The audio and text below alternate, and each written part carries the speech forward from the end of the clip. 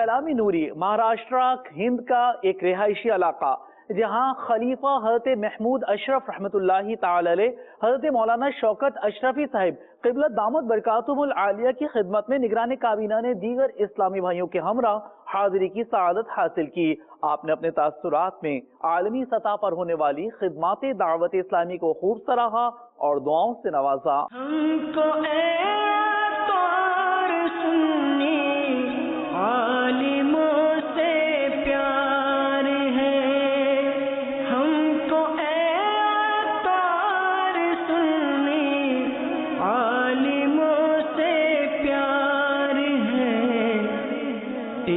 انشاءاللہ دو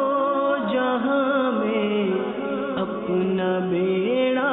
پار ہے، انشاءاللہ دو جہاں میں اپنا بیڑا پار ہے۔ دعوت اسلامی جو ہے اہل سنت جماعت کی ایک عظیم تحریک ہے، اہل سنت بقا کے لیے ڈھال ہے دعوت اسلامی۔ اللہ تبارک تعالیٰ سے دعا ہے کہ مولا تبارک تعالیٰ دعوت اسلامی مبلغین کو علم و اخلاص کی عمل سے مالا مال فرمائے، یہ جو کام کر رہے ہیں ان کے نفس سے دور رہے یہ لوگ اور اخلاص پر کامزن رہے۔ اللہ تبارک تعالیٰ دعوت اسلامی کے مبلغین کو علم و اخلاص کے دولت سے مالا مال فرمائے اور یہ لوگ تا دم آخر اسی طرح کام کرتے رہیں، اہل سنت جماعت کے لیے کوشاں رہیں۔ دعوت اسلامی کا جو کام ہے یہ تو مبلغین سے ہوتا رہا، لیکن آج کے دور میں جو بھی چینل ایک ایسا چینل آج گھر گھر دعوت اسلامی کے ذریعے سنتوں کو پیغام دیا جا رہا ہے۔ دعوت اسلامی کے ذریعے کئی ایسے لوگ میرے پاس آئے ہیں جنہوں نے کہا کہ آج ہم نے نماز سیکھی ہے، کوئی کہتا میں وضو سیکھا ہوں، کوئی کہتا ہے کہ میں نے غسل کا بیان سیکھا ہوں۔ دعوت اسلامی کے ذریعے گھروں گھر تبلیغ کا کام ہوتا رہا ہے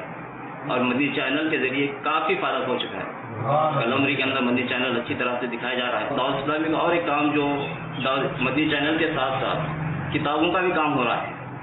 کہ لوگوں نے دعوت اسلامی کے ذریعے ایسی کتابیں منظر عام پر لے کر آئے ہیں کہ جو اولیاء اللہ کی جو کتابیں شائع نہیں ہوتی تھی تقریر کے ساتھ اس کو آج منظر عام کو پیش کر رہے ہیں،